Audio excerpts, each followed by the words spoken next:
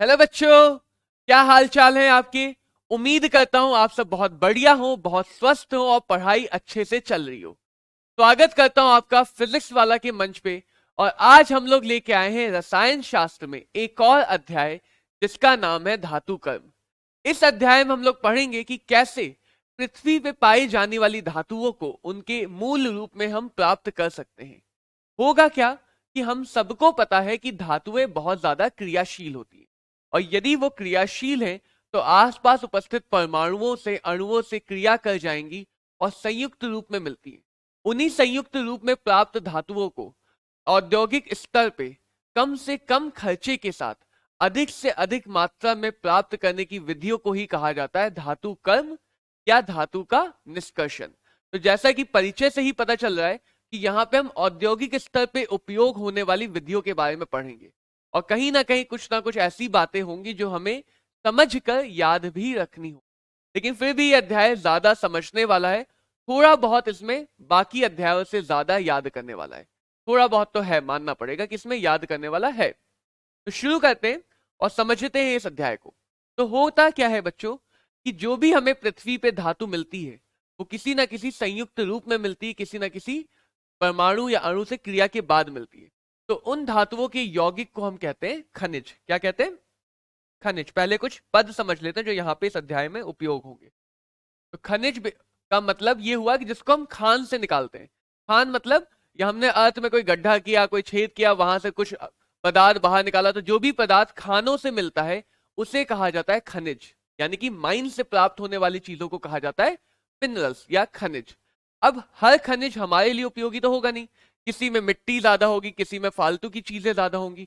तो वो खनिज जिनसे धातुओं को प्राप्त करना आसान हो, कम खर्चीला हो। खर्च का बच्चों हमेशा ध्यान रखा जाएगा औद्योगिक स्तर पे। कोई भी चीज यदि हम औद्योगिक स्तर पे कर रहे हैं तो खर्चों का, उसमें लगने वाले खर्च का हमेशा ध्यान रखा जाएगा। तो औद्योगिक स्तर पे कम खर्चीला हो, आसानी से हो सके और ज्यादा मात्रा में प्राप्त कर सके, ऐसे खनिज जिनसे धातुओं को कम खर्चे में ज्यादा मात्रा में प्राप्त कर सकते हैं उनको हम कहते हैं बच्चों अयस्क। को हम कहते हैं अयस्क। लिख देता हूं मैं।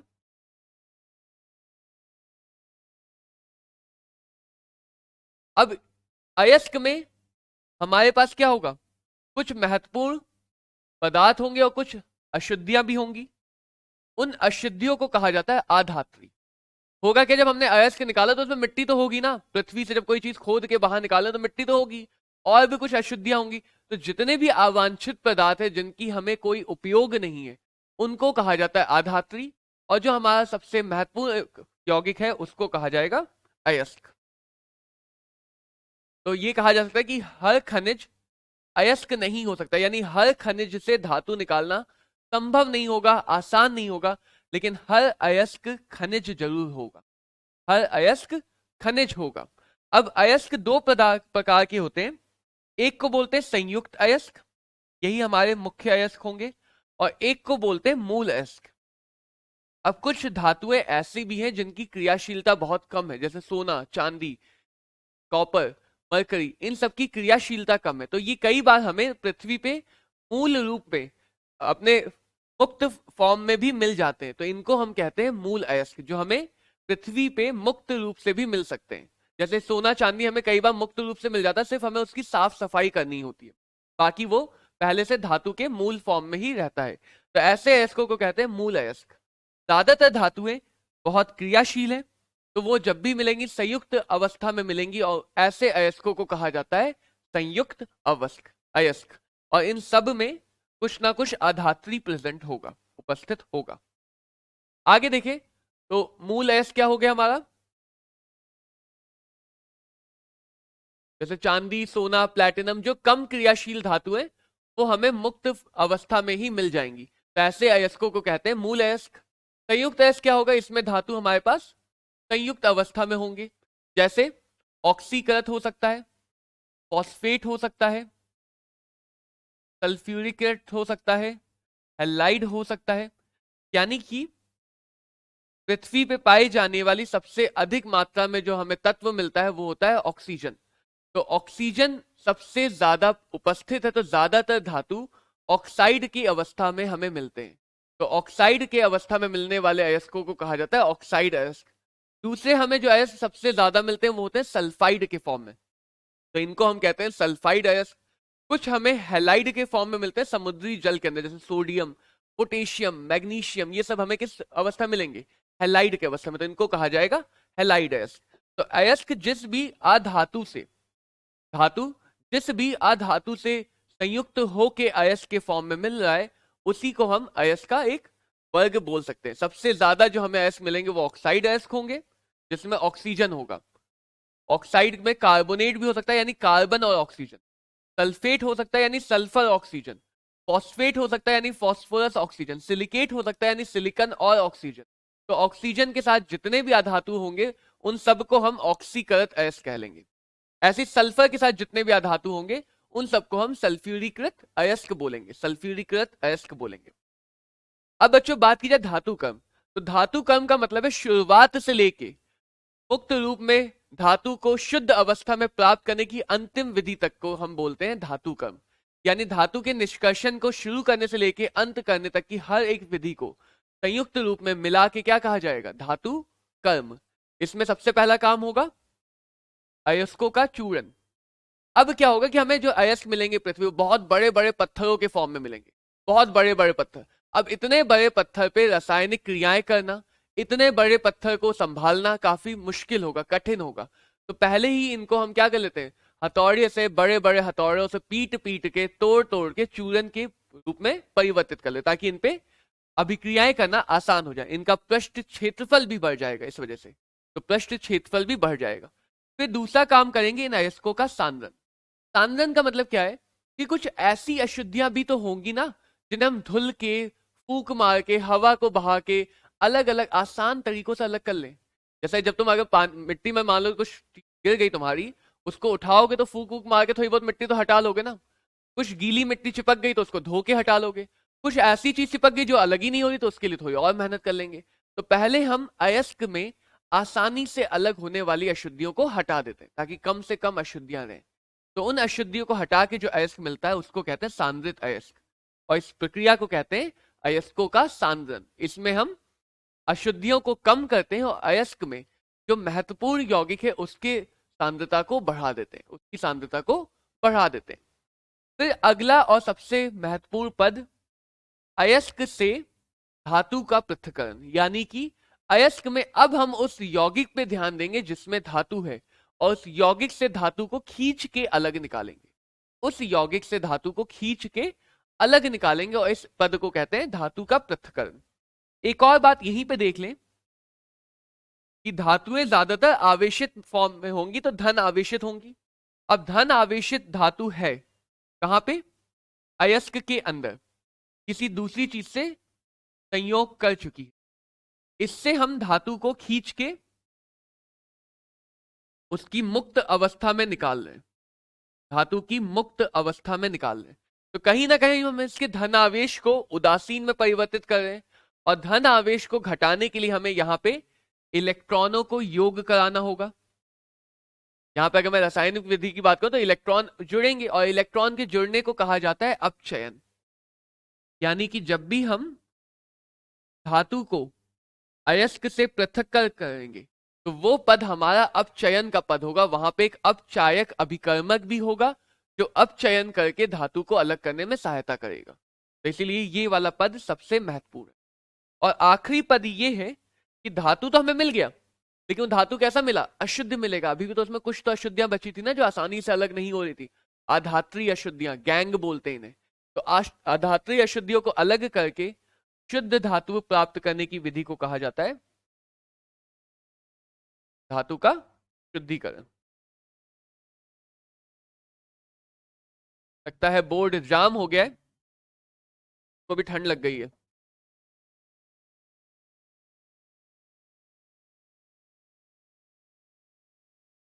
हाँ चल गया।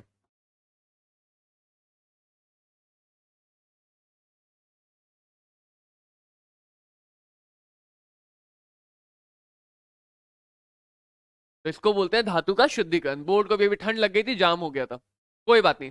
तो इन सारे पदों को इन सारे पदों को संयुक्त अवस्था में कहा जाता है धातु कर्म।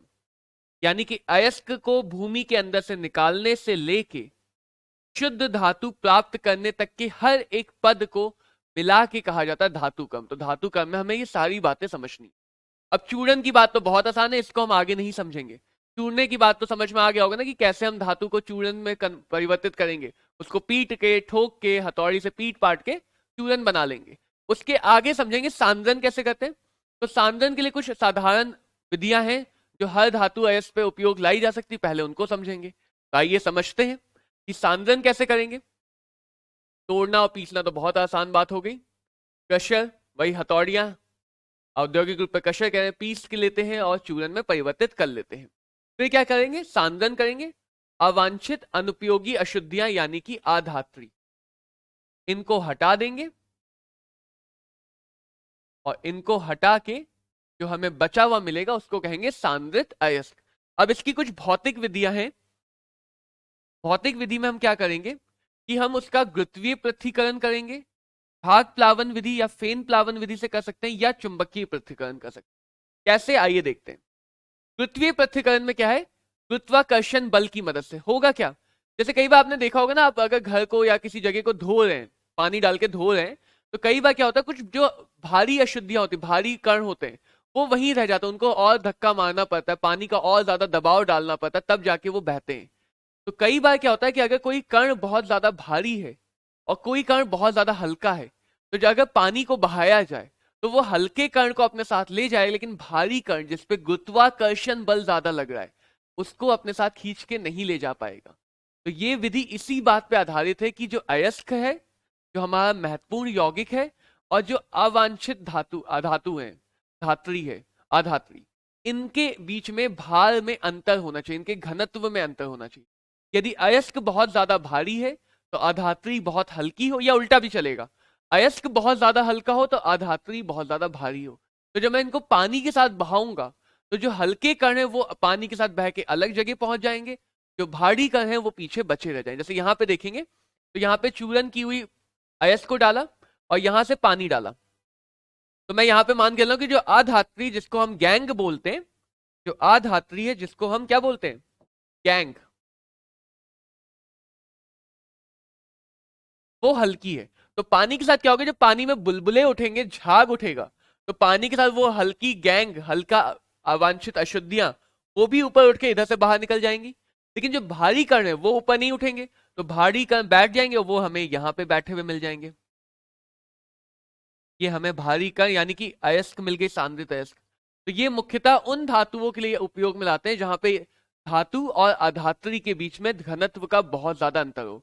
तो मुख्यतः कई बार ये ऑक्साइड, ऑक्साइड अयस्कों के लिए मुख्यतः यूज की जाती है। बहुत आसान सी विधि। अगला है विद्युत चुंबकीय विधि। तो इसमें क्या कहते हैं, चुंबकीय, जैसे पता चला चुंबकीय क्षेत्र का उपयोग लाएंगे। कई बार आपने देखा होगा कि लोग जो कूड़ा भी उठाते हैं उनमें देखा होगा कि वो एक चुंबक लेके चलते हैं और उस चुंबक को उस कूड़े में कहीं कहीं घुमाते हैं। होता क्या है उससे कि जो भी लोहे के कण होंगे, जो भी चुंबकीय कण होंगे, वो खिंच के उस चुंबक के साथ आ जाएंगे और बाकी अशुद्धियां अलग हो जाएंगी। तो उनको काफी सारा लोहा मिल जाता है जिसको बेचकर अपना जीवन यापन करने की कोशिश करते। तो वही विधि यहाँ पे भी है। कहीं ना कहीं धातु कर्म को आप अपने आसपास की दिनचर्या में देख रहे हैं, बस उसे समझना है। तो यहां भी वही करते हैं हम कि यदि अयस्क और अधात्री यानी अशुद्धियों में एक चुंबकीय है, एक चुंबकीय नहीं है, अचुंबकीय है, तो करेंगे क्या, साधारण सी बात। एक रोलर लिया, एक चलती हुई बेल्ट ली, इस पे पिसी हुई ओर यानी अयस्क को डाला। अब वो अयस्क आगे चल रहा और ये वाला चुंबकीय है, यानी ये चुंबक है। ये कैसा है हमारा चुंबक, नॉर्थ साउथ कोई सा भी चुंबक मान सकते हैं, ये चुंबक है। अब ये चुंबक क्या करेगा, ये चुंबक उन कणों को चिपका लेगा जो चुंबकीय है, लेकिन जो अचुंबकीय कण है वो तो तीर की तरह आगे भाग जाएंगे ना अपनी गति की वजह से, तो वो तीर की तरह आगे भाग के यहां गिर गए। तो ये मिल गए हमें अचुंबकीय कण। ये अशुद्धियां हो सकती हैं। जो चुंबक से चिपके वो चुंबक के साथ बेल्ट पे अभी भी चिपके हुए, लेकिन जैसे ही वो बेल्ट के आगे जाएंगे धीरे धीरे चुंबकीय प्रभाव कम होगा, क्योंकि बेल्ट चुंबकीय नहीं है। चुंबकीय यहाँ पे ये गोला है, जो रोलर है जो घूम रहा है वो चुंबकीय। तो जैसे से वो आगे जाएंगे धीरे धीरे दूर होते जा रहे हैं, तो चुंबकीय प्रभाव कम होता जा रहा है और वो कहीं पास में गिर जाएंगे।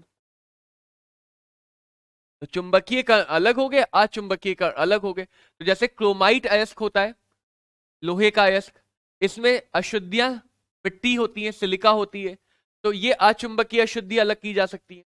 जैसे कैसेटेराइट अयस्क होता है, टिन का अयस्क, यहाँ पे चुंबकीय अशुद्धियां, इनको अलग किया जा सकता है।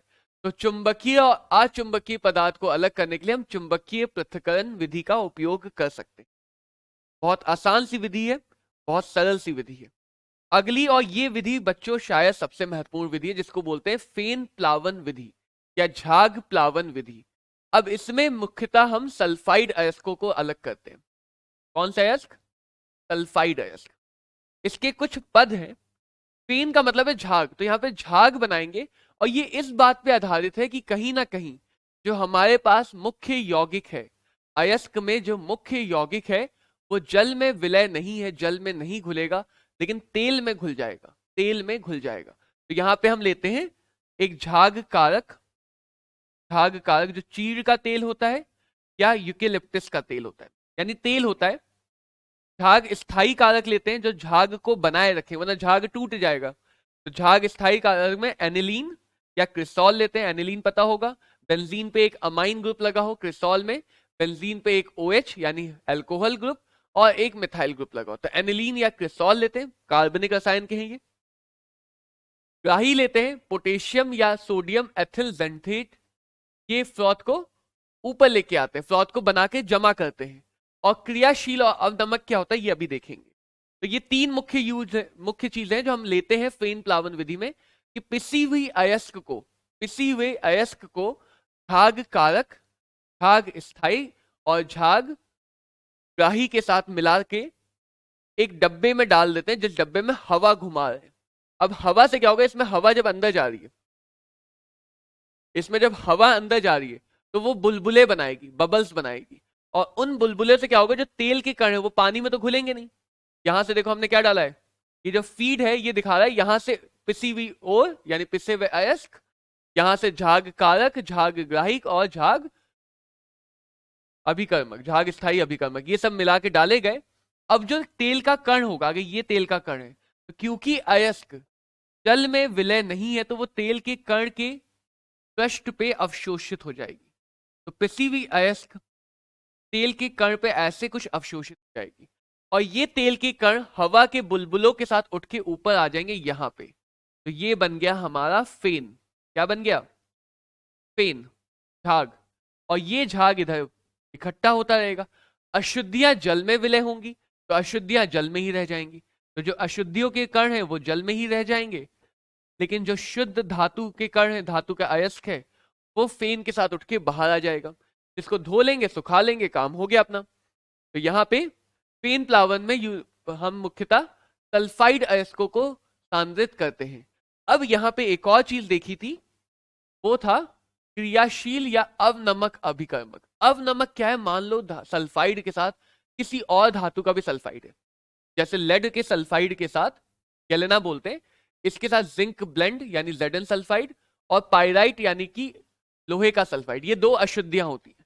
अब सल्फाइड तीनों हैं, तो ये तीनों ही तेल के कण पे अवशोषित हो सकते हैं, और तीनों झाग के साथ आ जाएंगे तो अलग नहीं होंगे। और हमें अगर लेड चाहिए तो अलग करना पड़ेगा ना, बाकी तो हमारे लिए अशुद्धियां हैं। अगर मुझे लेड धातु चाहिए तो लोहा और जिंक मेरे लिए अशुद्धियां हैं, तो इनको क्या करते हैं, इनमें मिला देते हैं NaCN। NaCN NaCN क्या करेगा, वो जिंक और आयरन के साथ एक जटिल यौगिक की संरचना कर लेगा।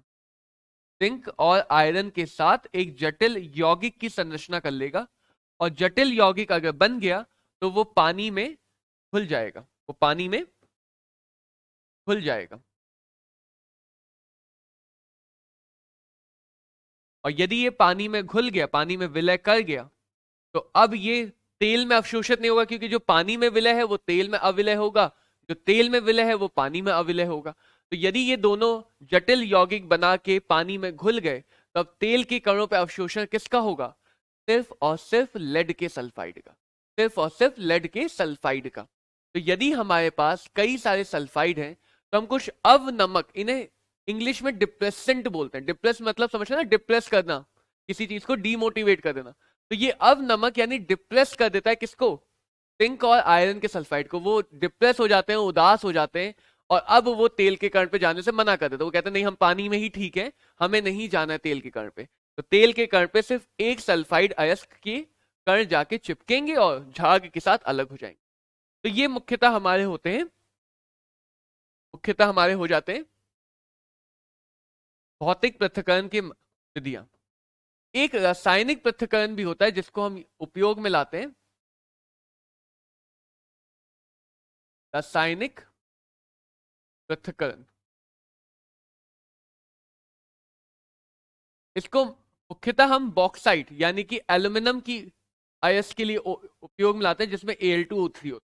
अब बॉक्साइट में मुख्यतः बच्चों जो अशुद्धि होती है वो होती है सिलिका की, यानी कि मिट्टी, सैंड, रेत, बालू, कुछ भी कह लो।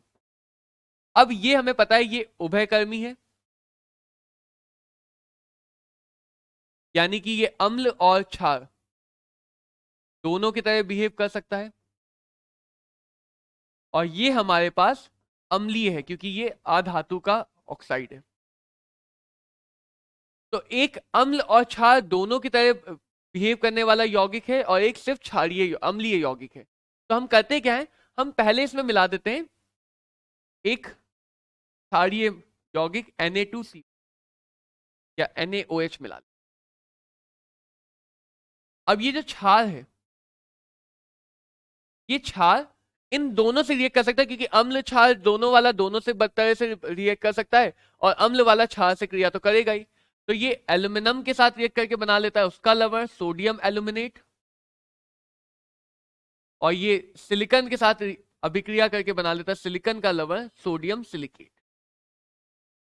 अब जो बाकी अशुद्धियां हैं, जो बाकी अशुद्धियां हैं वो तो जल में नहीं घुलेंगी, लेकिन ये दोनों जल में घुल जाएंगे, ये दोनों जल में विलय कर जाएंगे। तो जब मैं इसको फिल्टर करूंगा तो अशुद्धियां तो फिल्टर पेपर के ऊपर ही रह जाएंगी, अशुद्धियां फिल्टर पेपर के ऊपर ही रह जाएंगी, लेकिन जो विलयन मिलेगा उस विलयन में मुझे सोडियम एल्यूमिनेट भी मिल जाएगा लवण, और सोडियम सिलिकेट मिल जाएगा। अब इस विलयन में हम दे देंगे CO2 गैस। CO2 गैस होती है अम्लीय, तो अम्लीय गैस उससे तो क्रिया नहीं करेगी जो अम्लीय था, क्योंकि सिलिकॉन भी अम्लीय था, लेकिन उससे क्रिया कर जाएगी जो अम्ल और क्षार दोनों की तरह हो सकता है। तो यहां पे CO2 गैस सिर्फ सोडियम एल्यूमिनेट से क्रिया करेगी, सोडियम यहां पे बना लेगा कार्बोनेट वाला लवण, और एल्यूमिना अलग हो जाएगा। फिल्टर करने पे ये हमें ठोस अवस्था में फिल्टर पेपर के ऊपर मिल जाएगा। तो फिल्टर करने पे हमें एल्यूमिना अलग होकर मिल गया। तो पूरी प्रोसेस में हुआ क्या कि पहले हमने अयस्क और उसकी एक अशुद्धि को जल में विलय बनाया, और बाकी अशुद्धियां जितनी भी हैं वो जल में अविलय थी, और उनको फिल्टर किया तो हमें दो चीजें मिल गई। अब इन दो चीजों में से हमें अयस्क को अलग करना था, तो वापस से हमने किसी ऐसी चीज से क्रिया कराई जिसने अयस्क को वापस से अविलय बना के नीचे बैठा दिया, अविलय बना के नीचे बैठा दिया, और जो अशुद्धि बची हुई थी, एक अकेली अशुद्धि जो बची हुई थी, वो अभी भी विलयन में वैसी की वैसी बची रहेगी। तो इसको बोलते हैं रासायनिक पृथक्करण, क्योंकि यहाँ पे हम रासायनिक अभिक्रियाएं करा रहे हैं। तो ये मुख्यतः बॉक्साइट ओर के सांद्रीकरण में उपयोग में लाई जाती है, बॉक्साइट ओर के सांद्रीकरण में उपयोग में लाई जाती है। अब बच्चों बात करते हैं, ये तो हो गया सांद्रण, अयस्क से हमने अधातुएं या अधात्री हटा दी, अब जो बचा वो सांद्रित अयस्क बचा।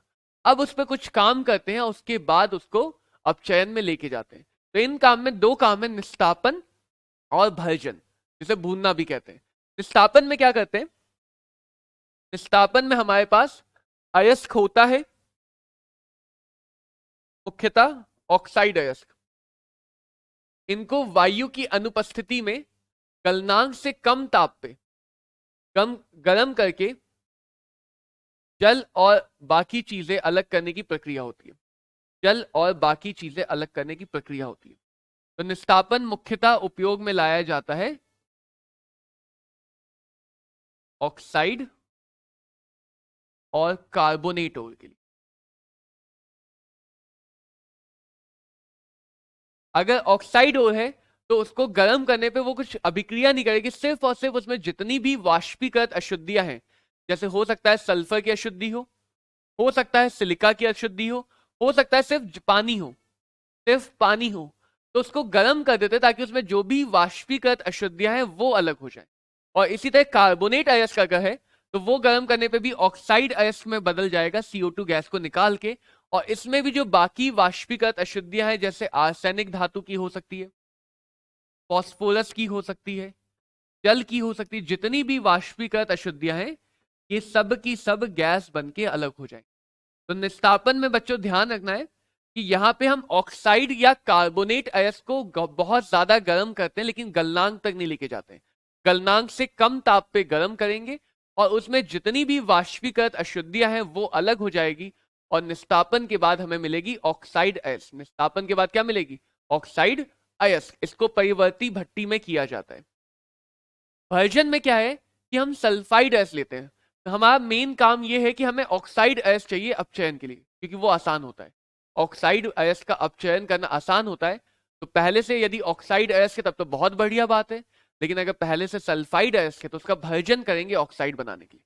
भर्जन में सिर्फ एक अंतर है कि वायु की बहुत सारी मात्रा होती है, वायु की बहुत सारी मात्रा ले लेते हैं और उस मात्रा में गलनांक से कम ताप पे ही गर्म करने को कहते हैं भर्जन।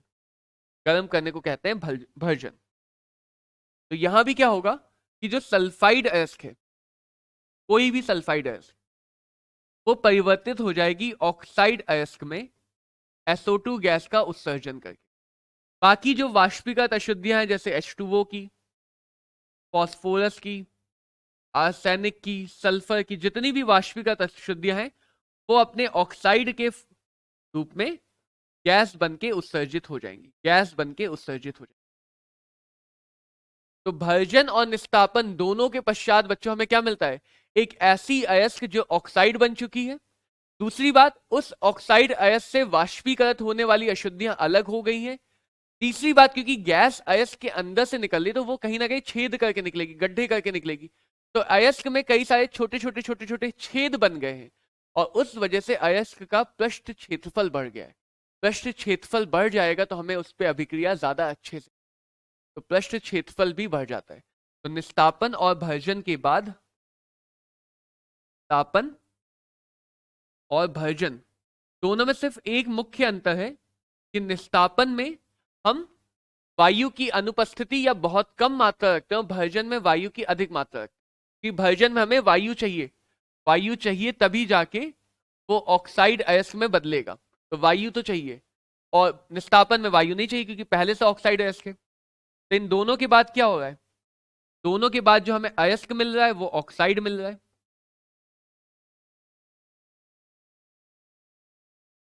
दोनों के बाद जो वाष्पीकृत अशुद्धियां हैं या जो वाष्प हो सकती हैं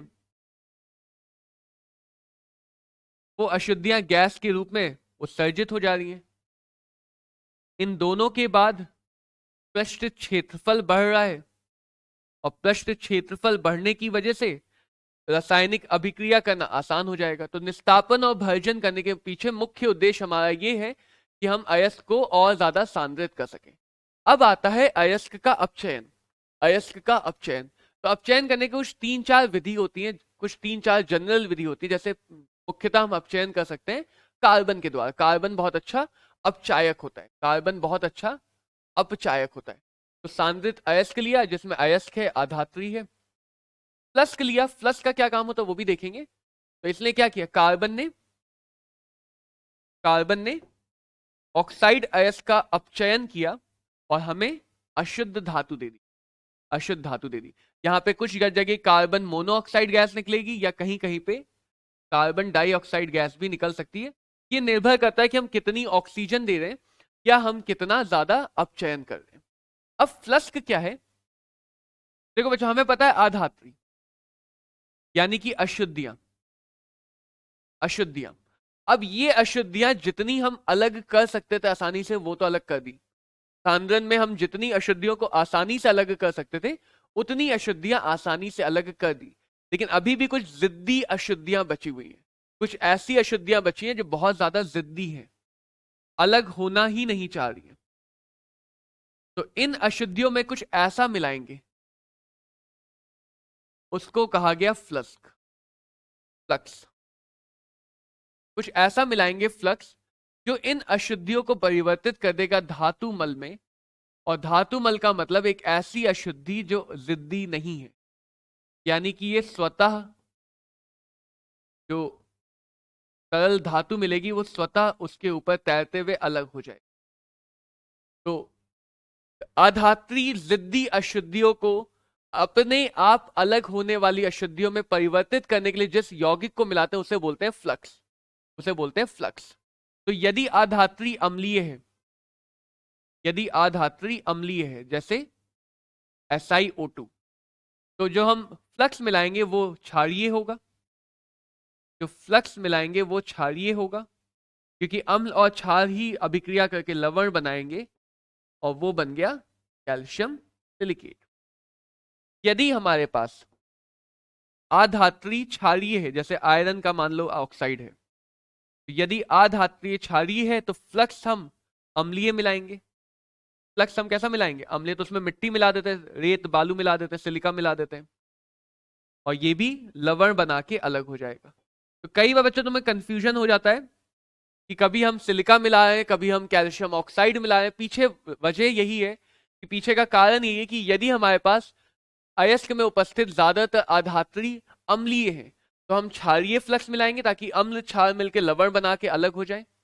यदि वो क्षारीय अशुद्धियां हैं तो वहां पे हम अम्लीय फ्लक्स मिलाएंगे ताकि अम्ल क्षार फिर से अभिक्रिया करके एक लवण बना के अलग हो जाए, एक धातुमल बना के अलग हो जाए। तो ये उपयोग है यहाँ पे फ्लक्स का। और साथ में अपचायक अभिकर्मक कार्बन मिलाते हैं, इसीलिए जब भी कार्बन की मदद से अपचयन करते हैं तो उसे बोलते हैं प्रगलन। जब भी हम कार्बन की मदद से अपचयन करते हैं तो उसे बोलते हैं प्रगलन। तो किसी भी ऑक्साइड ओर का कार्बन की मदद से अपचयन करने को कहा जाता है प्रगलन। अगला अपचयन है स्व अपचयन। तो ये मुख्यतः वो धातु दिखाती हैं जो कम क्रियाशील है, यानी कि जो क्रियाशीलता श्रेणी में नीचे आती है। मुख्यतः वो धातु हमें ये स्व अपचयन दिखाती है। स्व अपचयन मतलब जब हमने धातु की सल्फाइड का भर्जन किया, भर्जन करने पे क्या हो रहा है? सल्फाइड अयस्क धीरे धीरे ऑक्साइड अयस्क में परिवर्तित हो रहा है। अब यदि ये ऑक्साइड अयस्क सल्फाइड के साथ बचे हुए सल्फाइड के साथ अभिक्रिया कर ले और धातु में अपचयित हो जाए, यानी कि खुद का खुद से ही अपचयन कर ले, तो ऐसे अयस्कों के लिए हम यूज करते हैं स्व अपचयन। स्व अपचयन जैसे यहाँ पे गैलेना, यानी कि लेड के सल्फाइड को पहले भर्जन करके बनाया लेड का ऑक्साइड। अब लेड के बचे हुए सल्फाइड ने नए बने हुए लेड के ऑक्साइड के साथ उच्च ताप पे अभिक्रिया करके लेड को अलग कर दिया, यानी खुद को ही अपचयित कर दिया। और भर्जित अयस्क ने भर्जित अयस्क को अपचयित कर दिया। ऐसे ही हम स्व अपचयन करते हैं कॉपर के निष्कर्षण में। कॉपर के निष्कर्षण में भी कॉपर का ऑक्साइड कॉपर के सल्फाइड के साथ स्वतः अपचयन कर लेता है, और ऐसे अपचयन को बोलते हैं स्व अपचयन। अगला अपचयन है धातु विस्थापन विधि। ये मुख्यतः सोने और चांदी के लिए उपयोग में लाया जाता है, सोने और चांदी के लिए, क्योंकि सोना और चांदी कम क्रियाशील धातु है, लगभग अक्रिय धातु है। तो यहां पे जब ज्यादा क्रियाशील धातु जैसे Zn मिला देते हैं, जिंक मिला देते हैं, तो जिंक क्या करता है? इन धातुओं से ज्यादा क्रिया की वजह से इनको यहां से विस्थापित कर देता है, इनको इनके साइनाइड अणु से विस्थापित कर देता है, और हमें सोना और चांदी धातु के अवस्था में मिल जाएगा, और जिंक यहाँ पे जटिल लवण बना लेगा, जिंक साइनाइड। तो सिल्वर और गोल्ड के साइनाइड को जिंक ने विस्थापित करके हमें सोने और चांदी धातु को अलग अलग करके दे दिया। तो इस विधि को बोलते हैं धातु विस्थापन विधि, जहां पे एक ज्यादा क्रियाशील धातु कम क्रियाशील धातु को विस्थापित कर सकती, ज्यादा क्रियाशील धातु कम क्रियाशील धातु को विस्थापित कर सकती। आगे देखते हैं वैद्युत अपघटनी अपचयन। ये कब यूज होगा? उन धातुओं के लिए जिनकी क्रियाशीलता अधिक है, कि जितनी ज्यादा क्रियाशील धातु होगी उसको अपचयित कर पाना उतना ही मुश्किल होगा। तो जिन धातुओं की क्रियाशीलता ज्यादा है उनको अपचयन करने के लिए कोई बहुत अच्छा अभिकर्मक नहीं होता है, तो वहां पे हम वैद्युत धारा का उपयोग लाते हैं, जिनमें यहाँ पे जैसे सोडियम हो गया, पोटेशियम, मैग्नीशियम, कैल्शियम, एल्यूमिनियम, यानी ज्यादातर एस ब्लॉक के तत्व, एल्यूमिनियम को छोड़कर ज्यादातर एस ब्लॉक के तत्वों को हम वैद्युत अपघटनी अपचयन से अपचयित करते हैं। तो अगर बच्चों मैं यहाँ पे सारांश बताऊं तो सारांश ये है कि जो धातु की क्रियाशीलता वाली श्रेणी है कुछ इस प्रकार से होती है। एस ब्लॉक के तत्व ऊपर होते हैं, बीच में डी ब्लॉक के होते हैं, और नीचे बहुत जाने पर सोना चांदी और कॉपर मिलते हैं, हाइड्रोजन से कम क्रियाशील। तो जो ऊपर के धातु मिले इनका अपचयन बहुत मुश्किल है, तो इनके लिए मेनली हम यूज करेंगे वैद्युत अपचयन। वैद्युत अपचयन जो बीच वाले धातु इनका अपचयन थोड़ा आसान हो गया, तो इनके लिए हम मुख्यतः यूज करेंगे प्रगलन, कार्बन की मदद से अपचयन, या किसी और अपचायक अभिकर्मक भी ले सकते हैं। जो नीचे वाले हैं वो बहुत आसानी से अलग हो जाते हैं, तो उनके लिए यूज करेंगे स्वतः अपचयन, तो अपचयन, या सोना और चांदी के लिए हम धातु विस्थापन भी उपयोग में ला सकते हैं। धातु विस्थापन भी उपयोग में ला सकते हैं। तो जो धातु को अलग करने के लिए कौन सी विधि का उपयोग किया जाएगा, ये कहीं ना कहीं धातु की क्रियाशीलता पे निर्भर करता है।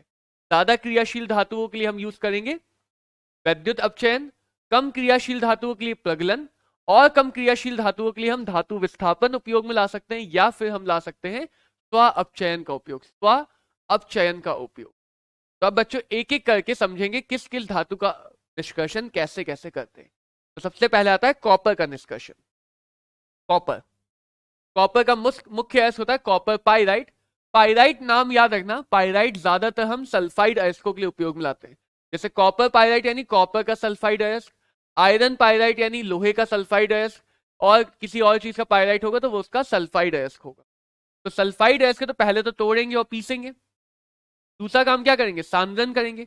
अब सांद्रण किससे करेंगे, ये पहले याद रखो, सल्फाइड अयस्क के तो सांद्रण किससे करेंगे, बिल्कुल सही, फेन प्लावन या झाग प्लावन विधि से, फेन प्लावन विधि से। ये हो गया इसका सांद्रण। तीसरा काम क्या करेंगे, इसका भर्जन करेंगे।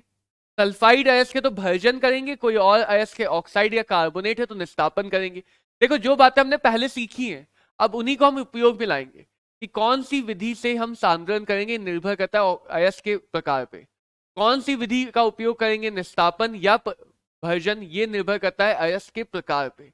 उसके आगे की चीजें समझनी, तो ये दो चीज तो बहुत आसान है। भर्जन क्या करेगा, कॉपर सल्फाइड को परिवर्तित कर देगा कॉपर ऑक्साइड में। उसके बाद या तो हम इसका प्रगलन करते हैं या हम इसका स्व अपचयन करते हैं। दोनों में से कोई भी एक विधि से अपचयन कर सकते हैं। तो सांद्रित अयस्क लिया, कॉपर पाइराइट हो सकता है, कॉपर ग्लैंस हो सकता है, इसका भर्जन किया परावर्तनी भट्टी में, जो भी वाष्पशील गैसें थी वो अलग हो गई, वायु की उपस्थिति में किया, और हमें मिल गया भर्जित अयस्क जो ऑक्साइड बन चुका है। अब इस ऑक्साइड अयस्क को एक वात्या भट्टी में हमने सिलिका, ये हमारा क्या बन गया, फ्लस्क। इसका क्या काम है, क्योंकि यहाँ पे जो धातु मल है वो अधात्री मुख्यतः आयरन का ऑक्साइड होता है, ये यहाँ पे अशुद्धि होती है। तो क्योंकि अशुद्धि क्षारीय है, अशुद्धि कैसी है, क्षारीय, तो मैंने धातु फ्लस कैसा मिलाया, अम्लीय। अशुद्धि अक्षारीय थी तो फ्लस मिलाया अम्लीय, उसने धातु मल बना के अलग हो गया, धातु मल बना के अलग हो गया। कॉपर को हमने अपचयित किया जिससे हमें कॉपर मैट मिलता है। प्रगलन के बाद हमें कॉपर मैट मिल जाता है, कई बार कॉपर सल्फाइड मिलता है। अब इसका एक बेसेमर भट्टी में, बेसेमर परावर्तनी भट्टी में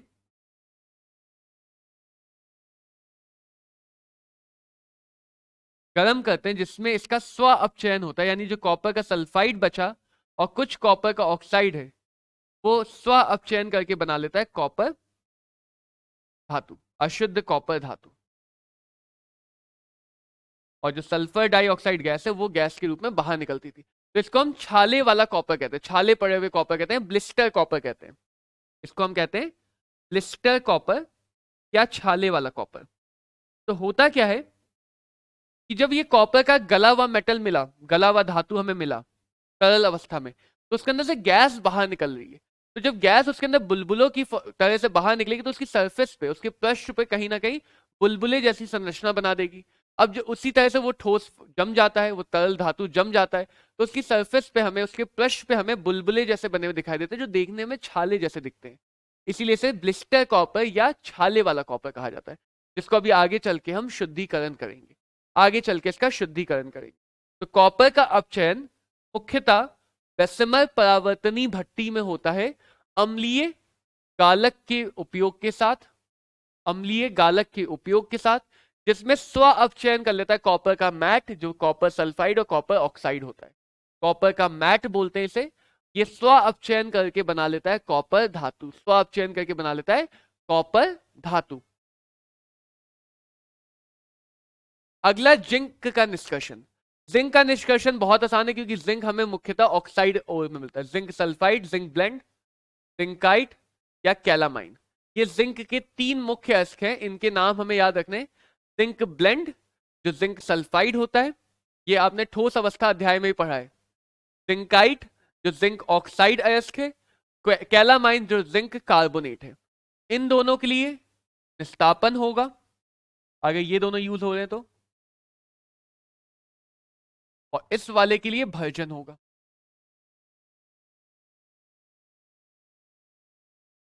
तो सांद्रण करेंगे। यदि मैंने जिंक ब्लेंड लिया तो जिंक ब्लेंड ही मुख्यतः लिया जाता है, तो सांद्रण करेंगे झाग प्लावन विधि से।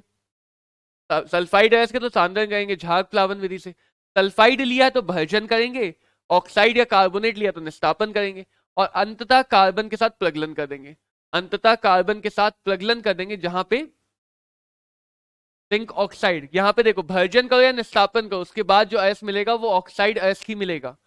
तो कार्बन के साथ प्रगलन करेंगे 2000 केल्विन ताप पे, तो ये जिंक का अशुद्ध धातु अलग हो जाएगा और कार्बन मोनोऑक्साइड गैस अलग हो जाएगी। तो इसके बाद हमें मिल जाएगा अशुद्ध जिंक। और इस अशुद्ध जिंक का शुद्धिकरण हम करते हैं वैद्युत अपघटनी मेथड से, जो अभी आगे समझेंगे कि कैसे शुद्धिकरण करते हैं। सारे धातुओं के लिए वैद्युत अपघटनी मेथड का सिद्धांत एक जैसा ही होता है। इसको अभी आगे देखेंगे कि जिंक का शुद्धिकरण हम कैसे करेंगे। अगला जो निष्कर्षण है वो लोहे का निष्कर्षण है। लोहे का मुख्यतः निष्कर्षण किया जाता है उसके हेमेटाइट अयस्क से, Fe2O3 यानी ऑक्साइड अयस्क से। पहले इसको तोड़ेंगे और पीसेंगे, फिर इसका सांद्रण करेंगे, क्योंकि ये एक भारी अयस्क है, अशुद्धियां हल्की, तो इसका सांद्रण करते हैं गुरुत्वीय पृथक्करण विधि से।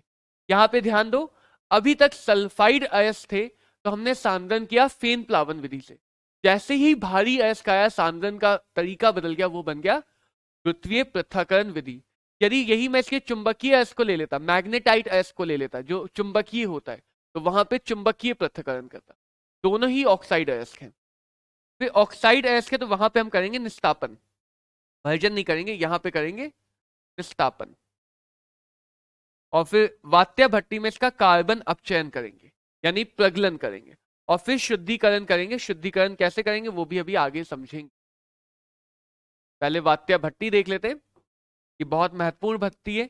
इसमें क्या होता है, बहुत बड़ी सी ऊंची सी भट्टी है, जिसमें यहां से अयस्क, लाइमस्टोन और कोक, ये 3 चीजें आ रही है। क्या क्या आ रहा है, अयस्क आ रहा है Fe2O3, ठीक है, ऑक्साइड अयस्क आ रहा है, लाइमस्टोन यानी कि कैल्शियम कार्बोनेट आ रहा है, जो बाद में बदलेगा कैल्शियम ऑक्साइड में, यानी कि ये हमारा आगे चल के बनेगा फ्लक्स,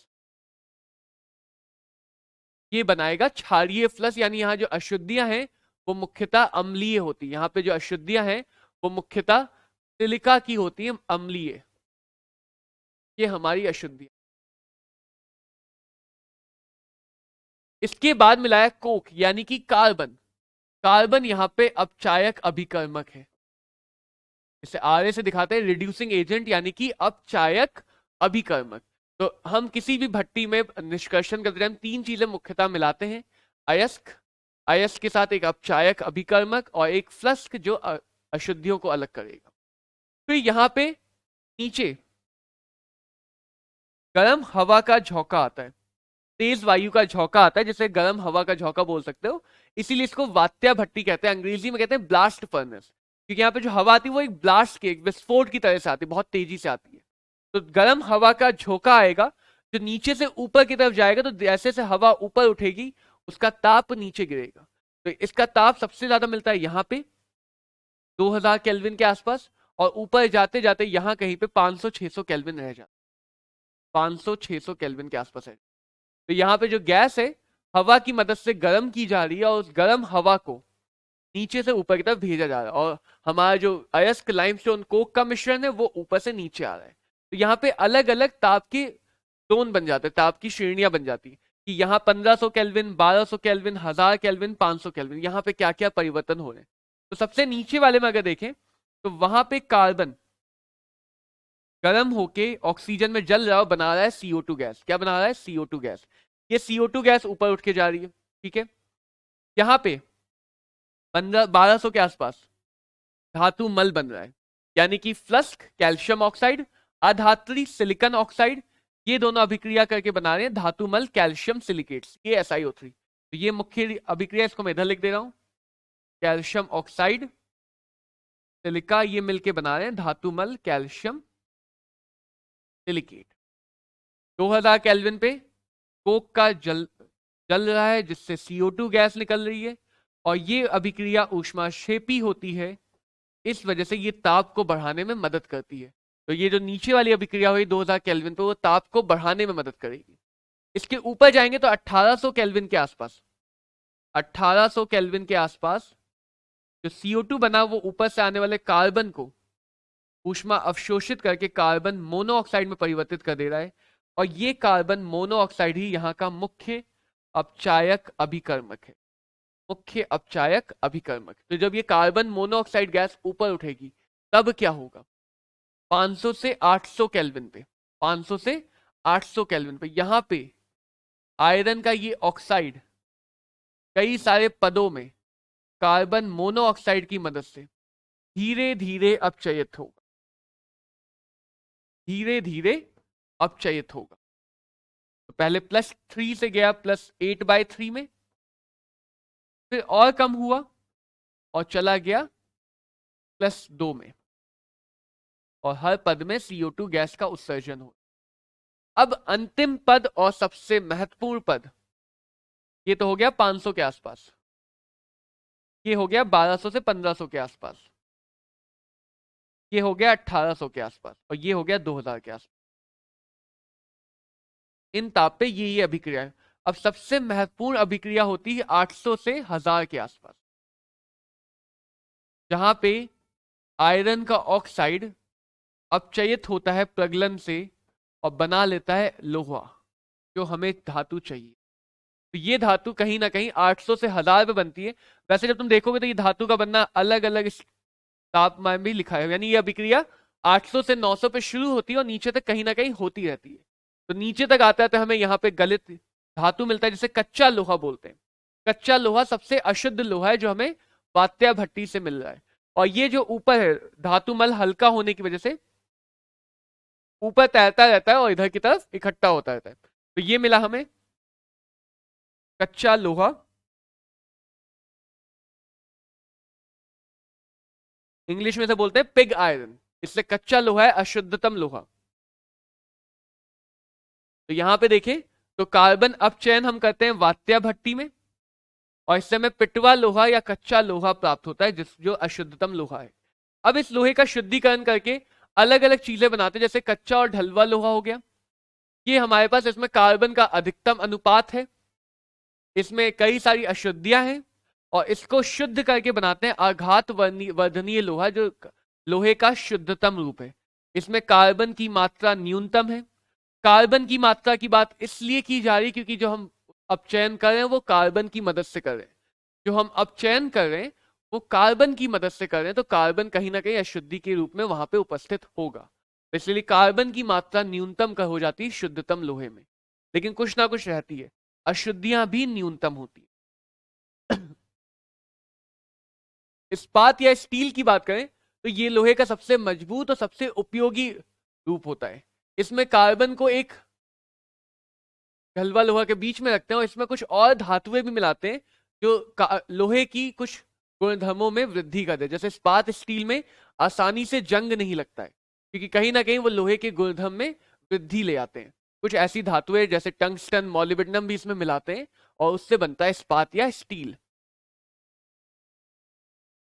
तो लोहे के अलग अलग नाम होते हैं, पिटवा लोहा या आघातवर्धीय लोहा, इस्पात, ढलवा लोहा, कच्चा लोहा, ये एक ही जैसे लोहे हैं। कच्चा लोहा हमें वात्या भट्टी के बाद मिलता है, उसको ठोस फॉर्म में करके कुछ शुद्ध करने के बाद ढलवा लोहा मिलता है। तो ये एक जैसे ही है, ढलवा और कच्चा लोहा। इनमें कार्बन प्रतिशत अधिकतम है, इस्पात में इनके बीच में है, और आघातवर्धनीय पिटवा लोहा जो लोहे का शुद्धतम रूप है उसमें कार्बन प्रतिशत न्यूनतम है। तो ये ध्यान रखना, ये लोहे का शुद्धतम रूप है, शुद्धतम रूप है, और ये लोहे के अशुद्धतम रूप।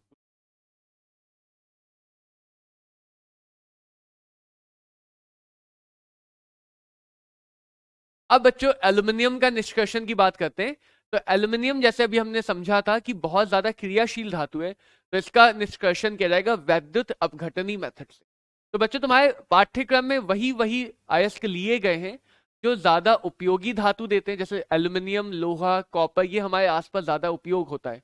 और साथ ही साथ एक एक वो धातु लिया गया जो तुम्हें एक एक विधि को समझा सके। जैसे प्रगलन हमने देख लिया आयरन की सहायता से, जिंक की सहायता से। तो अपचयन हमने देख लिया कॉपर की सहायता से, और वैद्युत अपचयन देख लेंगे एल्यूमिनियम की सहायता से। तो जितने भी अपचयन की विधियां हैं चारों, वो यहाँ पे हमारे पास आ जाएंगी। तो एल्यूमिनियम को हम बॉक्साइट अयस्क लेते हैं, जो लाल या सफेद होता है, जिसमें लाल वाले में आयरन की अशुद्धियां मुख्य होती है जिसकी वजह से वो लाल हो जाता है, सफेद वाले में सिलिकन की अशुद्धियां मुख्य होती है जिसकी वजह से वो सफेद होता है। तो आयरन की अशुद्धियां होंगी तो यहाँ पे कैसा फ्लक्स मिलाएंगे, ये क्षारीय है, धातु का ऑक्साइड क्षारीय है, यहाँ पे हम अम्लीय मिलाएंगे। और ये अम्लीय है सिलिकॉन का ऑक्साइड, तो यहाँ पे हम क्षारीय मिलाएंगे। इसीलिए यहाँ पे बेयर प्रक्रम बोलते हैं और यहाँ पे सरपैक प्रक्रम बोलते हैं। अलग अलग तरह से इनका सांद्रण करके हमें मिलता है शुद्ध Al2O3, जिसको अभी हमने रासायनिक पृथक्करण भी समझा था। रासायनिक पृथक्करण में हमने श्वेत बॉक्साइड को समझा था। श्वेत बॉक्साइड का जो सरपैक प्रक्रम है वो अभी हमने रासायनिक पृथक्करण में देखा था, जिसमें हमने सिलिका की अशुद्धि को पहले NaOH से अभिक्रिया कराई, फिर CO2 गैस से अभिक्रिया कराई और शुद्ध एल्यूमिना Al2O3 प्राप्त किया, शुद्ध Al2O3 प्राप्त किया।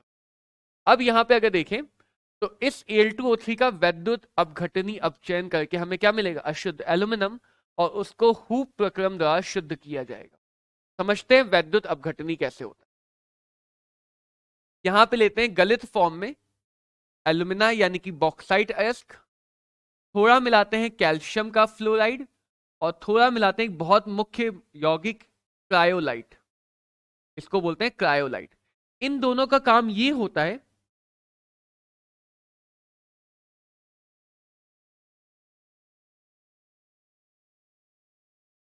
कि ये गलनांक को घटा के वैद्युत चालकता को बढ़ा देते हैं।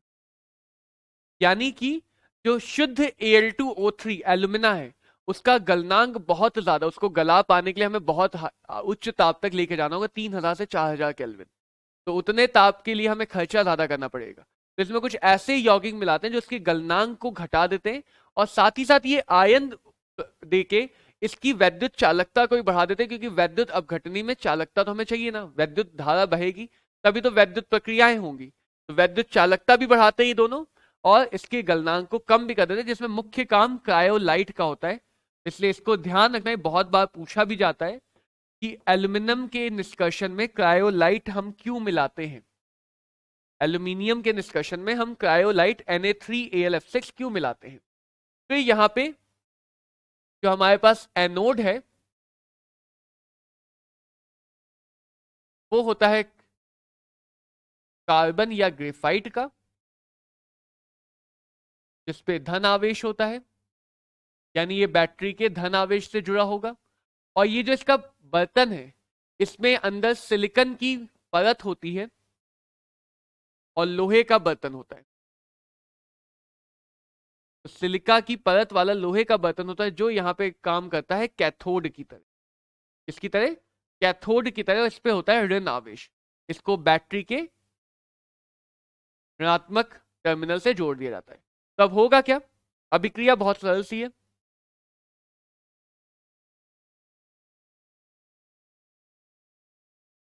Al2O3 में जो एल्यूमिनियम है वो कैथोड की तरफ जाएगा, 3 इलेक्ट्रॉन लेगा और कैथोड पे गले फॉर्म में जमा हो जाएगा। ये अभिक्रिया हो गई कैथोड की। जो ऑक्सीजन है Al2O3 का, वो एनोड पे जाएगा। अब क्योंकि ऑक्सीजन अपचयित नहीं होगा तो कार्बन अपचयित कर देगा इसे, CO2 गैस बना लेगा, 4 इलेक्ट्रॉन आ जाएंगे। पूरी अभिक्रिया चाहिए तो यहां पे गुणा करो 4 से, यहां पे गुणा करेंगे 3 से, ताकि इलेक्ट्रॉन यहां पे निरस्त हो जाए। 12 12 तो कितने एल्यूमिनियम हो गए? 4 Al हो गए। ऑक्सीजन हो गए 6, इन्हीं को मिला के बोल सकते हो 2Al2O3, 2Al2O3। कार्बन कितने हो गए? कार्बन हो गए 3, तो 3 कार्बन, एक बन गया एल्यूमिनियम। ये भी कितने बने? 4 एल्यूमिनियम बन गए तरल अवस्था में, 4 एल्यूमिनियम, और CO2 गैस के 3 मोल का निर्माण हो गया यहां पे। तो इसीलिए बच्चों अगर देखो यहां पे, तो जो एनोड पे ग्रेफाइट लिया गया था, जो कार्बन लिया गया था, वो धीरे धीरे वाष्पीकृत हो रहा है। एनोड का जो कार्बन है वो धीरे धीरे वाष्पीकृत हो रहा है। यानी कि क्या होगा? इसीलिए यहां पे देखो बहुत सारे एनोड बनाए गए हैं, क्योंकि धीरे धीरे वाष्प होकर गायब होते जाएंगे, तो एनोड हमें ज्यादा चाहिए। तो कई बार ये भी पूछते हैं कि एल्यूमिनियम बनाने के लिए कितना एनोड चाहिए हो। जैसे 3 मोल एल्यूमिनियम कार्बन चाहिए, 3 मोल यानी कि 36 ग्राम कार्बन एनोड का वाष्पीकरण होगा। जब हम 4 मोल, 27 गुणे 4 कितना हो जाएगा? 108 ग्राम एल्यूमिनियम बनाएंगे। तो यदि मुझे इस वैद्युत अपघटनी मेथड से 108 ग्राम एल्यूमिनियम चाहिए, तो मुझे 36 ग्राम एनोड का वाष्पीकृत होते हुए दिखेगा। तो एनोड के वाष्पीकरण भी होगा, इसलिए हम एनोड का अतिरिक्त मात्रा यहाँ पे उपयोग लाते हैं। वरना ये भी हो सकता है एनोड वाष्पीकृत होकर खत्म हो जाए, यहाँ पे परिपथ टूट जाएगा और वैद्युत धारा का प्रवाह रुक जाएगा। इसलिए एनोड के एक से ज्यादा रॉड लिए गए हैं और कैथोड का ये बर्तन बना दिया गया, जिसमें गलित एल्यूमिनियम हमें यहां से मिल जाएगा, गलित एल्यूमिनियम हमें यहां से बाहर मिल जाएगा। तो इस तरह से हम एल्यूमिनियम का वैद्युत अपघटनी मेथड से निष्कर्षण करते हैं, जिससे अशुद्ध एल्यूमिनियम मिल जाता है। बाद में इसको हूप प्रक्रम के द्वारा शुद्ध करते हैं, हूप प्रक्रम के द्वारा शुद्ध करते हैं। थोड़ा सा बात कर लेते हैं ऊष्मा गतिकी के, कि ऊष्मा गतिकी से हम कैसे समझेंगे कि किस धातु का अपचयन किस ताप पे किया जाएगा। इसको बोलते हैं एलिंगम आरेख, एलिंगम आरेख। यहां पे 2 सरल बातों को देखो, M+O2 ये बना ले रहे हैं मेटल का ऑक्साइड, MO2 मान लेता हूं, इसका गिब्स मुक्त ऊर्जा मान लेते हैं X से। दूसरा जिससे अपचयन कर रहे हैं, कार्बन से मान लेते हैं अपचयन कर रहे हैं, तो इसका जो डेल्टा G मान लेते हैं वो मान लेते हैं Y। डेल्टा G कितना मान लेते हैं? Y।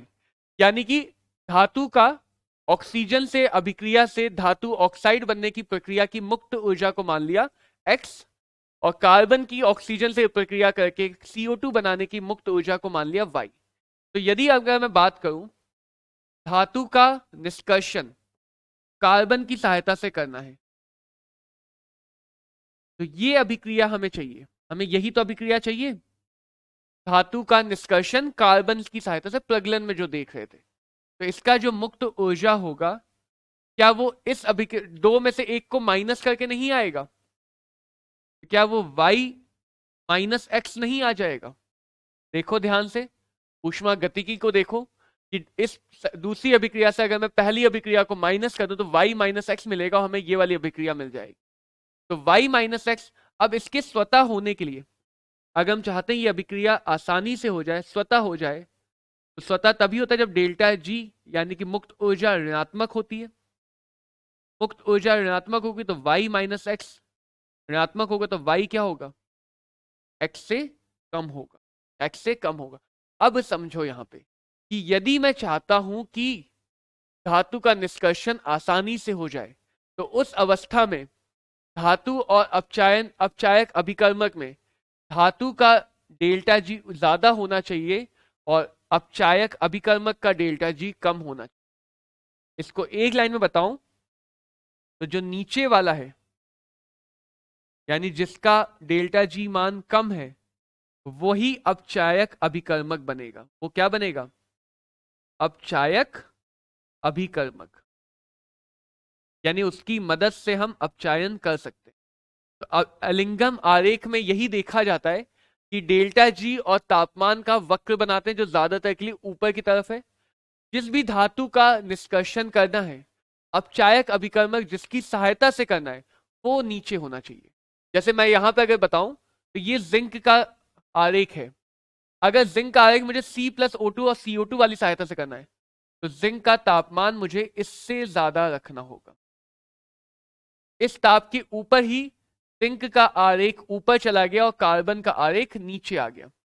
कार्बन का आरेख नीचे आ गया। तो यदि मैं जिंक का निष्कर्षण कार्बन डाइऑक्साइड वाले फॉर्म में करना चाहता हूं तो मुझे तापमान इससे ज्यादा रखना होगा। और यदि मैं तापमान इससे ज्यादा रखता हूं, बिंदु बी से ज्यादा रखता हूं, तो CO गैस बनेगी। इसीलिए जब जिंक का निष्कर्षण किया था तो मैंने CO गैस का निर्माण किया था, CO2 गैस का नहीं, क्योंकि CO गैस का निर्माण कम ताप पे ही हो जाएगा। तो जिंक का निष्कर्षण करते टाइम यदि मैं कार्बन की सहायता लूंगा तो तापमान मुझे बी से ज्यादा चाहिए, यानी कि 800-900 डिग्री सेल्सियस से ज्यादा चाहिए, और जो C यूज करूंगा वो बदल लेगा कार्बन मोनोऑक्साइड में। जैसे मैं बिंदु ए की अगर बात करूं तो बिंदु ए के बाद मैग्नीशियम वाला वक्र ऊपर है, एल्यूमिनियम वाला नीचे। तो यानी बिंदु ए के आगे मैं मैग्नीशियम का निष्कर्षण कर सकता हूं एल्यूमिनियम की सहायता से, ऊपर वाले का निष्कर्षण कर सकते हैं नीचे वाले की सहायता से। तो एलिंगम आरेख हमें ऊष्मा के पद में ये बता सकता है कि कौन सा अभिकर्मक किसको अपचायत कर सकता है कितने ताप के ऊपर जाके।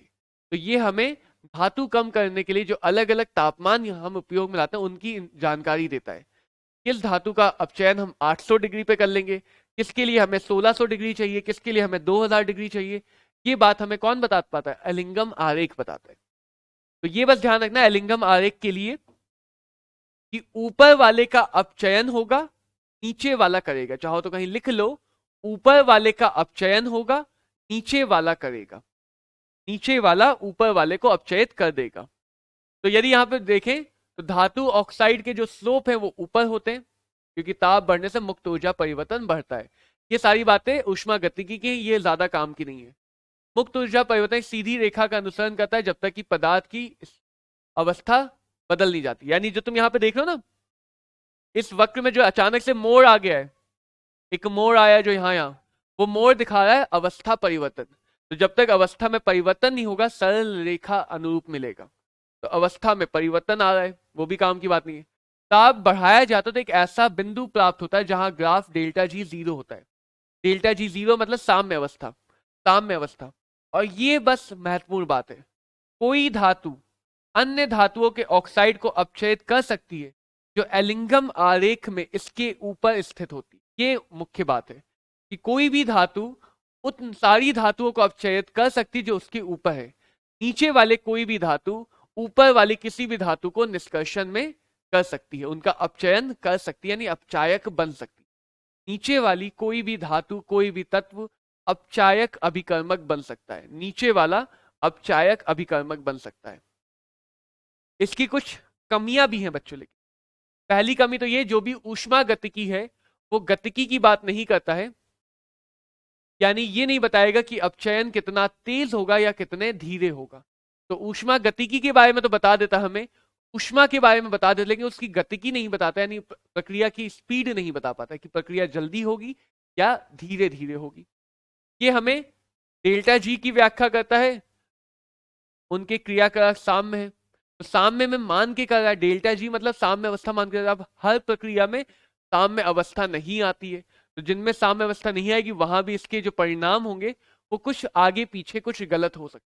तो ये इसकी दो मुख्य सीमाएं हैं। अब बच्चों बात करते हैं कि हम धातुओं का शुद्धिकरण कैसे करें, कैसे हम धातुओं को शुद्ध करते हैं। तो कुछ सामान्य विधियां हैं। पहली विधि को बोलते हैं आसवन। आसवन आपको पता होगा, इसमें हमारे पास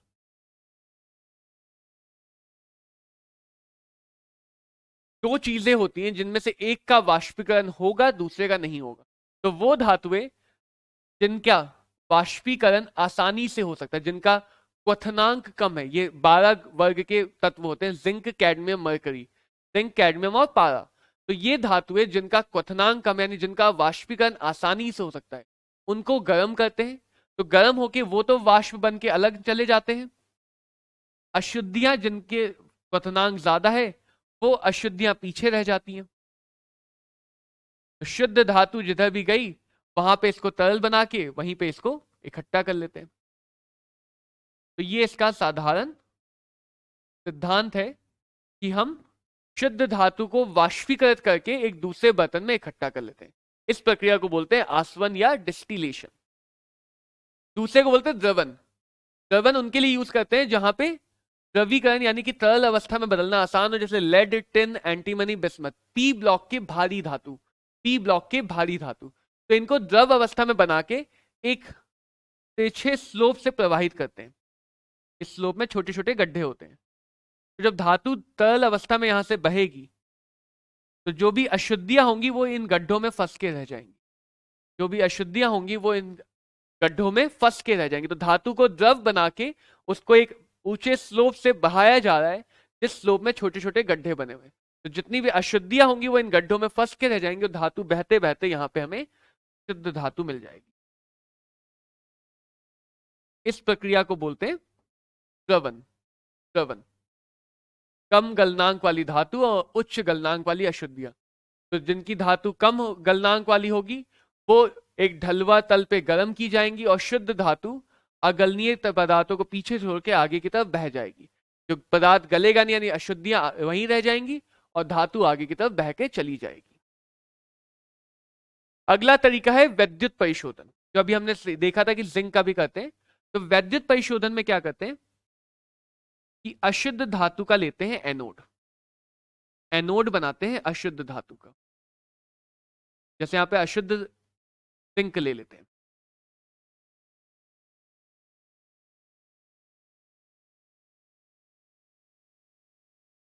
कैथोड बनाते हैं शुद्ध धातु का।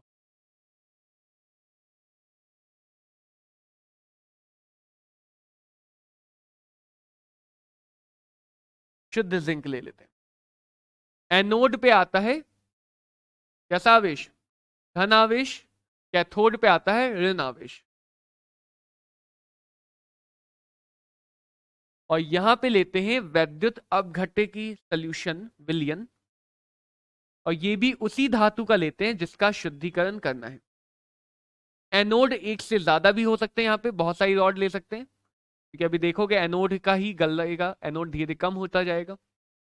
जैसे यहां पे ले लिया जिंक सल्फेट जो हमें Zn2+ देगा। अब क्या होगा यहाँ पे कि एनोड पे ऑक्सीकरण होता है, तो जो भी अशुद्ध धातु का एनोड है उसमें से धातु के जो कण होंगे वो वैद्युत धारा प्रवाहित करने पे अपने आयन के रूप में परिवर्तित हो जाएंगे, ऑक्सीकरण कर जाएंगे। यानी कि यहां पे जो अशुद्ध जिंक की रॉड थी उसमें से जिंक के कण आयन के रूप में विलयन में जाने लगेंगे। तो विलयन में Zn2+ की सांद्रता बढ़ेगी, लेकिन अशुद्धियां तो आयनीकृत नहीं होंगी, तो जो इनके साथ अशुद्धियां जुड़ी होंगी वो विलयन में नीचे बैठ जाएंगी। इसी को एनोड मल या एनोड मड कहा जाता है। इसी को कहा जाता है एनोड मड। तो अशुद्धियां नीचे बैठ जाएंगी। अब जो ये शुद्ध जिंक आयन है ये निगेटिव यानी कि ऋण आवेशित की तरफ आकर्षित होगा, कैथोड पे धातु का अपचयन हो जाएगा। तो Zn2+ जो विलयन में था वो कैथोड पे अपचयित होके बदल जाएगा जिंक धातु में। यानी कि जो जिंक का कण यहां से इधर गया तो उसी के परिणाम स्वरूप कोई एक कण इस विलयन से यहां पे जाके चिपक गया। तो धातु का कण तो इस रॉड पे जाके जमा हो गया, लेकिन अशुद्धि का कण नीचे बैठ गया। तो धीरे धीरे सारी धातु के कण यहां से निकलते जाएंगे और इस रॉड के ऊपर मोटी परत जमती जाएगी। इसीलिए एनोड कई सारे लिए जाते हैं, क्योंकि एनोड धीरे धीरे पतला होता जाएगा, गलता जाएगा, और कैथोड पे वही धातु शुद्ध रूप में जमा होती जाएगी। तो इस वैद्युत अपघटनी मेथड से हम धातु का शुद्धिकरण भी कर सकते हैं, जहां पे अशुद्ध धातुओं की एनोड छड़ बनाते हैं और शुद्ध धातुओं की कैथोड छड़ बनाते हैं। और वैद्युत धारा प्रवाहित करने पे अशुद्ध धातुओं से धातु के कण शुद्ध धातु रॉड पे जाके इकट्ठा होते रहते हैं, एकत्रित होते रहते हैं। तो इसको बोलते हैं वैद्युत परिशोधन। वैद्युत परिशोधन ये सबसे अच्छा मेथड माना जाता है, सबसे अच्छी विधि मानी जाती है।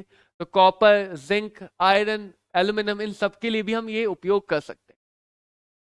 आगे देखिए क्षेत्रीय परिष्करण। तो क्षेत्रीय परिष्करण मुख्यतः उन धातुओं के लिए यूज करते हैं जो उप धातु हैं, यानी कि मेटेलॉइड हैं, और जो हमें बहुत ज्यादा शुद्ध रूप में चाहिए। इसका विधि का सिद्धांत ये है, कोई भी अशुद्धि विलयन में ज्यादा विलय होगी ठोस अवस्था की तुलना में। यानी कि अगर मैं ठोस और विलयन दोनों अगल बगल रख दूं तो अशुद्धि चाहेगी कि वो विलयन में चली जाए, ठोस से अलग हो जाए। तो वही यहाँ पे क्षेत्रीय परिष्करण में करते हैं कि प्योर धातु की, शुद्ध धातु की हम एक रॉड लेते हैं, छड़ लेते हैं, और उसको एक क्षेत्र में गला देते हैं या गलनांग पे ले जाते हैं। यानी यहाँ पे हम गर्म करने वाले हीटिंग रोलर्स लगा देते हैं। अब क्या होगा, जब ये रोलर्स आगे बढ़ेंगे तो वो इस धातु को उतने ही जोन को या उतने ही क्षेत्र को गलाएंगे जितने क्षेत्र में उनका प्रभाव है। तो जो भी अशुद्धियां यहाँ पे हैं, यहाँ पे मैं अशुद्धियां बना देता हूं, समझना बच्चों। यहाँ क्या होगा कि यहाँ पे अशुद्धियां हैं,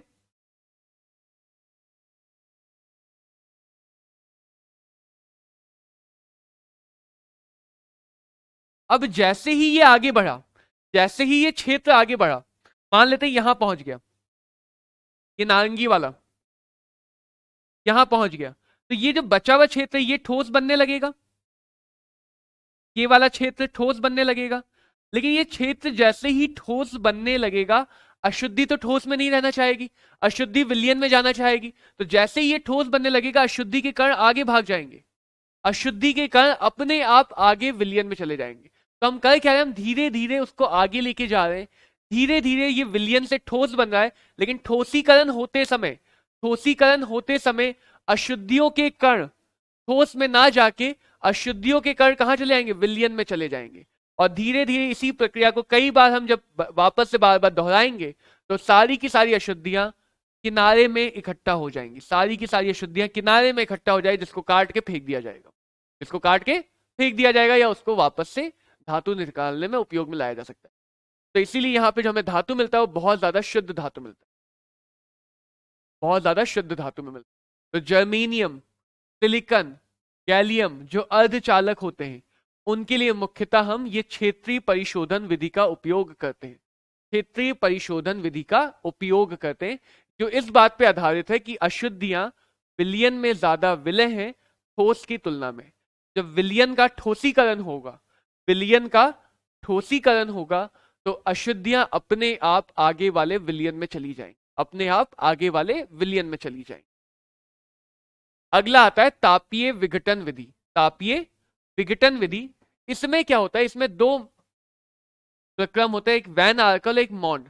तापीय विघटन इस बात पर आधारित है कि धातु आसानी से वाष्प नहीं बनेगी। वो धातुएं जिनका क्वथनांक ज्यादा है, जो आसानी से वाष्प नहीं बनेंगी। तो हमने वहां पे जुगाड़ बैठाया, सीधे सीधे बच्चों ये औद्योगिक विस्तार है, सब जुगाड़ से काम चल जाता है। तो हमने वहां पे जुगाड़ बैठाया कि अच्छा धातु नहीं बनेगी तो धातु का एक यौगिक बनेगा वाष्प, तो धातु को उसके एक यौगिक में बदलेंगे जो वाष्पीकृत होगा। तो हम क्या करेंगे, यहाँ पे धातु को उसके एक यौगिक में बदलेंगे जो वाष्पीकृत होगा। ठीक है, लेकिन हमें तो धातु चाहिए ना, यौगिक नहीं चाहिए, हमें धातु चाहिए। यौगिक ऐसे नहीं कोई भी ऐरा गैरा चुन लिया, एक ऐसा यौगिक चुनेंगे जो वाष्पीकृत तो हो जाए लेकिन आसानी से धातु में वापस से टूट भी जाए, आसानी से वापस से धातु में टूट भी जाए। इसलिए हर धातु में ये उपयोग नहीं हो सकता है। जिन धातुओं में हम ऐसे यौगिक को ढूंढ पाएंगे जो वाष्पीकृत भी हो जाए और आसानी से टूट भी जाए, यानी अस्थायी यौगिक हो, उन्हीं का हम इस तापीय विघटन विधि से शोधन कर पाए। जैसे जिरकोनियम के लिए करते हैं, टाइटेनियम के लिए करते हैं, वैन आर्कल विधि कहते हैं। टाइटेनियम को बदला उसके आयोडीन में, बना टाइटेनियम आयोडाइड 523 केल्विन पे। तो टाइटेनियम आयोडाइड एक ऐसा यौगिक है जो वाष्पीकृत भी होगा और अस्थायी भी है। तो पहले तो हमने इसे वाष्पीकृत किया, इस वाष्प को एक दूसरे बर्तन में इकट्ठा किया, अशुद्धियां पीछे रह गई, अशुद्धियां पीछे रह गई। तो अब जो टाइटेनियम आयोडाइड है वो शुद्ध है। अब इसको 1700 केल्विन तक गर्म कर दिया, 1700 केल्विन पर गर्म करते टाइटेनियम अलग हो गया, आयोडीन की गैस अलग हो गई, आयोडीन की गैस अलग हो गई और हमें क्या मिल गया? शुद्ध टाइटेनियम धातु, शुद्ध टाइटेनियम धातु। तो टाइटेनियम और जिरकोनियम के लिए हम इस विधि को उपयोग में लाते हैं, टाइटेनियम और जिरकोनियम जैसी धातु के लिए, तब इसको बोलते हैं वान आर्कल प्रक्रम या तापीय विघटन प्रक्रम का एक प्रकार है, वान आर्कल प्रक्रम। ऐसे ही निकिल के लिए मॉन्ड का प्रक्रम उपयोग लाते हैं, निकिल के लिए क्या कहते हैं? मॉन्ड का प्रक्रम उपयोग में लाते हैं, जहां पे निकिल की रिएक्शन कार्बन मोनोऑक्साइड गैस से कराते हैं 300 से 350 केल्विन ताप पे। तो ये निकिल का टेट्रा कार्बोनिल बना लेता है, जो वाष्पीकृत भी हो जाता है और अस्थायी भी है, वाष्पीकृत भी होगा, अस्थायी भी है। अब इसी को जब 450 केल्विन तक गर्म करते हैं तो ये वापस से निकिल धातु में टूट के कार्बन मोनोऑक्साइड गैस को अलग कर देता है। तो यहां पे हम तापीय विघटन में धातु को एक वाष्पीकृत अस्थायी यौगिक में परिवर्तित कर रहे हैं, उस वाष्प को कहीं दूसरी जगह इकट्ठा कर रहे हैं, अशुद्धियां पीछे रह जा रही हैं, और उस वाष्प को और ज्यादा गर्म करके वापस से धातु को अलग कर ले रहे हैं। तो धातु को यौगिक बनाया, यौगिक को वापस से धातु बना लिया और अशुद्धियां इस प्रोसेस में अलग हो गई। तो इस शुद्धिकरण को कहते हैं तापीय विघटन शुद्धिकरण, तापीय विघटन शुद्धिकरण। तो इस प्रकार से बच्चों धातु कर्म का हमने एक जनरल अध्याय का अध्ययन किया है, एक साधारण अध्ययन किया है कि कैसे कैसे कौन कौन सी विधियों को हम कहां कहां पे उपयोग में ला सकते हैं। कुछ प्रश्न देखते हैं, निम्न में से कौन से धातु कर्म में स्वतः अपचयन संभव नहीं है? तो स्वतः अपचयन के लिए मैंने क्या तुम्हें शर्त बताई है कि धातु की क्रियाशीलता कम होनी चाहिए, वो क्रियाशीलता श्रेणी में नीचे आनी चाहिए। तो लेड के लिए कॉपर, मरकरी यानी पारा, सोना, चांदी, प्लैटिनम, जो भी धातु हाइड्रोजन से नीचे आती हम उन्हीं के लिए स्वतः अपचयन उपयोग कर सकते हैं। तो क्या जिंक के लिए कर सकते होंगे? क्योंकि जिंक क्रियाशीलता श्रेणी में लोहे से, हाइड्रोजन से ऊपर आती है। तो क्रियाशीलता श्रेणी में जो हाइड्रोजन से नीचे आती है मुख्यतः उन्हीं धातुओं के लिए हम स्वतः अपचयन कर सकते हैं, जिंक के लिए नहीं कर सकते। तो यह बन जाएगा सही उत्तर कि जिंक के लिए हम स्वतः उपचयन संभव नहीं है। अगला देखते हैं, निस्तापन के दौरान कौन सी अभिक्रिया संभव नहीं है? तो निस्तापन में याद करो कि कहा गया था निस्तापन बिना वायु के होगा और भर्जन वायु के साथ हो। जैसे तंदूर देखा है ना, तंदूर में नीचे से वायु जाती तभी तंदूरी रोटी, तंदूरी चिकन, तंदूरी पनीर बनता है। तो भर्जन जो होगा वो वायु के साथ होगा, रोस्टिंग कहते हैं, भूनना। तो भर्जन वायु के साथ होगा और निस्तापन वायु की अनुपस्थिति में होगा। तो निस्तापन में कार्बोनेट को गर्म करके ऑक्साइड बना सकते हैं, बिल्कुल ठीक। एल्यूमिना को गर्म करके पानी अलग कर सकते हैं, बिल्कुल ठीक। लेकिन क्या निस्तापन में बिना वायु के हम सल्फाइड अयस्क को ऑक्साइड अयस्क में बदल सकते हैं? बिल्कुल नहीं। तो निस्तापन सल्फाइड अयस्कों पे उपयोग नहीं ला सकते, यानी कि बी तथा डी, चौथा ऑप्शन यानी विकल्प घ सही हो जाएगा। बी तथा डी में निस्तापन में संभव नहीं है। ये कब हो पाएंगी? ये क्रियाएं भर्जन में हो पाएंगी, भर्जन में हो पाएंगी। सही कथन है शुद्धिकरण। सिरकोनियम का वान आर्कल दंड विलोडन गलत, जिंक का आसवन गलत, निकिल का मॉन्ड प्रोसेस गलत, मॉन्ड प्रक्रम अभी पढ़ा है। जर्मेनियम अर्धचालक है, अर्धचालक के लिए क्षेत्रीय परिष्करण बिल्कुल सही। तो खंड घा सही हो जाएगा। तो सही कथन से हमें यहां मिलाना था, खंड घा सही उत्तर हो गया। पदार्थ जिसे झाग प्लावन प्रक्रम में झाग को स्थायी करने के लिए, झाग को स्थायी कौन बनाता है? Potassium ethyl xanthate. Sodium cyanide का क्या काम है? रुको एक एक करके देखते हैं। कॉपर सल्फेट, इसका तो कोई उपयोग नहीं है फेन प्लावन में। एनिलीन और क्रेसॉल हमने देखा था, ये झाग को स्थायी करते हैं, ये झाग स्थायी अभिकर्मक होते हैं। सोडियम साइनाइड अवनमन, डिप्रेस कर देता है, अयस्क को उदास कर देता है। पोटेशियम एथिल जेंथेट ग्राही की तरह उपयोग में लाया जाता है। तो स्थायी कौन बनाएगा? एनिलीन। एनिलीन और क्रेसॉल यहाँ पे झाग को स्थायी बनाने के लिए उपयोग में लाए जाते हैं। अगला देखें, झाग प्लावन प्रक्रम में अयस्कों के सांद्रण के लिए अयस्क के कण तैरते हैं क्योंकि वो हल्के होते हैं, हो सकता है। उनकी सतह जल द्वारा आसानी से नहीं भीगती, उनके ऊपर स्थिर वैद्युत आवेश है, अघुलनशील होते हैं। तो यहाँ पे क्या है कि कण तेल के ऊपर तैर रहे हैं, तेल के ऊपर अवशोषित हो रहे हैं, कण नहीं तैर रहे, तेल के कण अलग हो रहे हैं जल से। तो ये तेल के ऊपर अवशोषित इसीलिए हो रहे हैं क्योंकि जल इन्हें भिगा नहीं पा रहा है, जल इन्हें अवशोषित नहीं कर पा रहा है। तो इसके लिए खंड खा सही बोला जाएगा कि उनकी सतह जल द्वारा आसानी से नहीं भीग रही, इसलिए वो तेल के ऊपर अवशोषित हो रहे हैं, इसलिए वो तेल के ऊपर अवशोषित हो रहे हैं। अगला देखिए कैसेटेराइट, ये अभी हमने शुरुआत में देखा था, कहीं पे कहां देखा था, ऑक्साइड अयस्क थी टिन की। क्या अयस्कों के नाम उनके यौगिक तो याद रखते हैं बच्चों, एटलीस्ट उतने तो याद रखते हैं जितने हमने अभी पढ़े या जितने एनसीईआरटी की पुस्तक में दिए गए, उतने अयस्क उनके यौगिक के नाम याद रखेंगे। तो कैसेटेराइट टिन की अयस्क होती है, नाम याद है तो सीधे उत्तर आ जाएगा।